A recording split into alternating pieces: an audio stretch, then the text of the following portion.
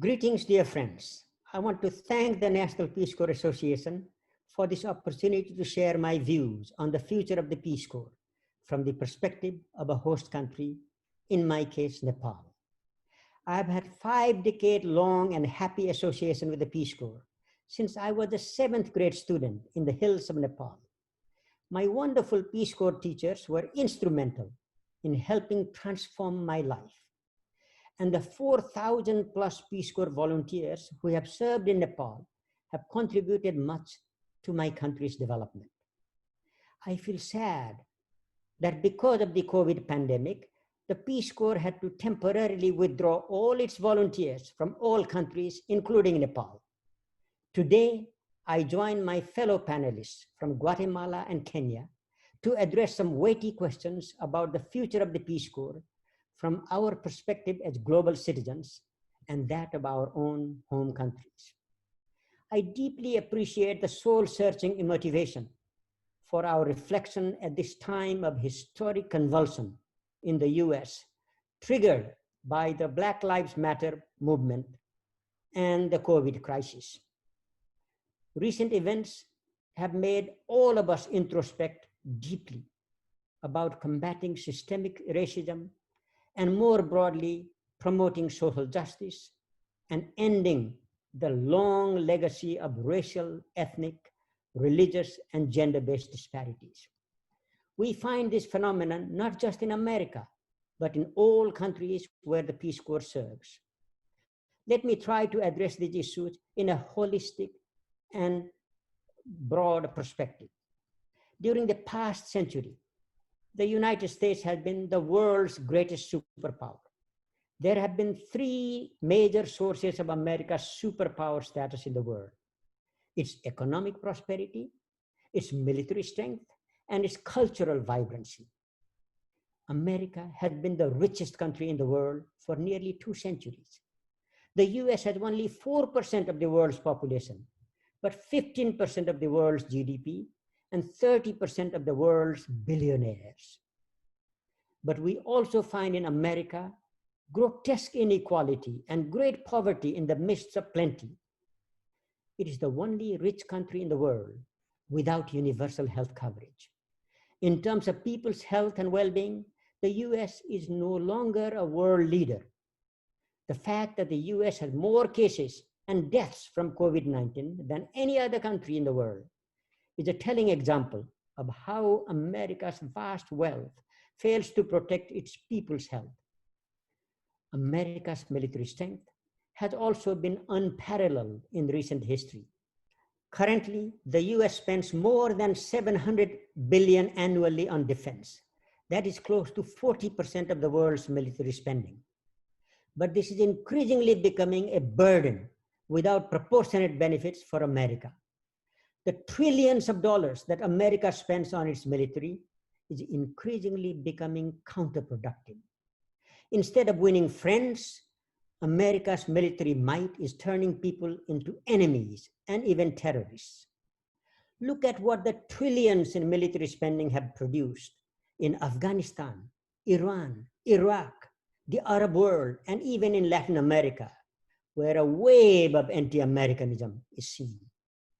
So, dear friends, I believe it is now time to reorient the American economy, drastically reduce military spending, and redirect it to end poverty, to reduce inequality, to provide health care and quality education for all, and to protect the earth from the climate crisis.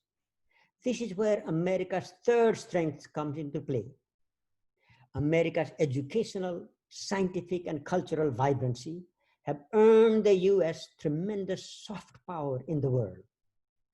40% of the world's Nobel Prize winners have been Americans.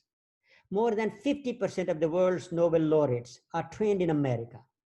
And 60 of the world's 100 best universities are in America. The American scientific, technological, and cultural innovations have enveloped the whole world. That is what gives America a positive, soft power for the good of the world. I consider the Peace Corps as one element of that benevolent American soft power. I dare say that less than $500 million that America spends annually on the Peace Corps touches more ordinary people's hearts and helps nurture peace and friendship in the world than the many billions the US spends on military aid to developing countries. I recall that was precisely the vision of President John F. Kennedy when he established the Peace Corps. Kennedy envisioned the Peace Corps as an opportunity for young Americans to better understand the challenges of living in a developing country, to impart their knowledge and skills, and to help overcome poverty and underdevelopment. Those are precisely the building blocks for peace and prosperity. It is in that spirit of solidarity and empathy that makes America or Nepal or any other country truly great. To paraphrase the late Senator Teddy Kennedy, to make America great again, it is better to send in the Peace Corps than the Marine Corps. I wish so much that President Trump had been a Peace Corps volunteer. If he had the Peace Corps experience and wanted to make America great again, he would have done so by responding to the greatest challenges of our times, the COVID pandemic, systemic racism, global poverty, and climate crisis in a very different manner. Let me now reflect on two questions that the NPCA has asked us. How can the Peace Corps be a true partner with host countries in the new post-COVID world? And how must the Peace Corps change to be relevant for the 21st century? Well, even before the COVID destabilized the world, we already had a universally agreed global agenda called the Sustainable Development Goals. Those goals, with dozens of specific and time-bound targets to be achieved by 2030, include ending extreme poverty and promoting prosperity with equity, protecting the environment, safeguarding people's human rights. They were endorsed by all countries of the world, including the United States, at the United Nations in 2015. The SDGs comprise a non-partisan agenda, so all of us can support them, whether you are a Republican or Democrat or neither. The Peace Corps volunteers already promote these goals in their work as teachers, health promoters, agriculture extension workers, and a variety of other vocations. What is needed now is to refine the skills of the Peace Corps volunteers to ensure that their services are provided to truly empower local people and communities. Like all other institutions are doing at this time, the Peace Corps too would benefit from an organizational soul searching to root out any trace of racism, gender discrimination, or a colonial mentality that may occasionally and inadvertently influence its work and mission. I honestly believe that the Peace Corps can help transform the multiple crises facing the US and the world into opportunity for achieving Sustainable Development Goals. I know from my own personal experience and observation that the Peace Corps volunteers can make a transformational impact on the lives of many ordinary people and future leaders of the world. Dear friends, our increasing interconnected world demands global solidarity, not charity, to solve global problems that transcend national borders, like the specter of war, terrorism, racism, climate change, and pandemics like COVID-19. I sincerely believe that the Peace Corps can be the greatest organization dedicated to promote such global solidarity at the people-to-people level.